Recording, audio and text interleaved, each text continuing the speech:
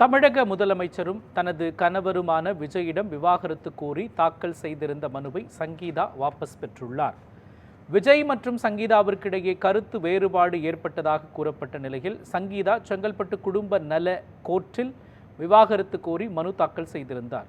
வழக்கு விசாரணைக்கு வந்தபொழுது இருவரும் நேரில் ஆஜராகாமல் அவர்களது வழக்கறிஞர்கள் மட்டுமே நீதிமன்றத்தில் ஆஜராகினர். இருவரும் பிரபலமானவர்கள் என்பதால் வீடியோ கான்ஃபரன்ஸ் மூலம் ஆஜராக அனுமதி வழங்குமாறு கோரிக்கை வைத்திருந்தனர். பின்னர் கடந்த ஜூன் 15ஆம் தேதி நடைபெற்ற விசாரணையின் பொழுது நீதிபதிகள் சில கேள்விகளை எழுப்பியதுடன் இருவரையும் சமரச மையத்திற்கு அனுப்ப வேண்டும் என்று கருத்து தெரிவித்தார். இதைத் தொடர்ந்து நடைபெற்ற விசாரணையின் பொழுது சட்டமன்ற கூட்டத்தொடரில் பங்கேற்றிருந்ததால் முதலமைச்சர் விஜய் நேரில் ஆஜராக முடியவில்லை என்று அவரது தரப்பு வழக்கறிஞர் தெரிவித்தார். அதே நேரத்தில் லண்டனில் இருந்த சங்கீதா வீடியோ கான்ஃபரன்ஸ் மூலம் ஆஜராகி விவாகரத்து மனுவை வாபஸ் பெறுவதாக தெரிவித்தார்.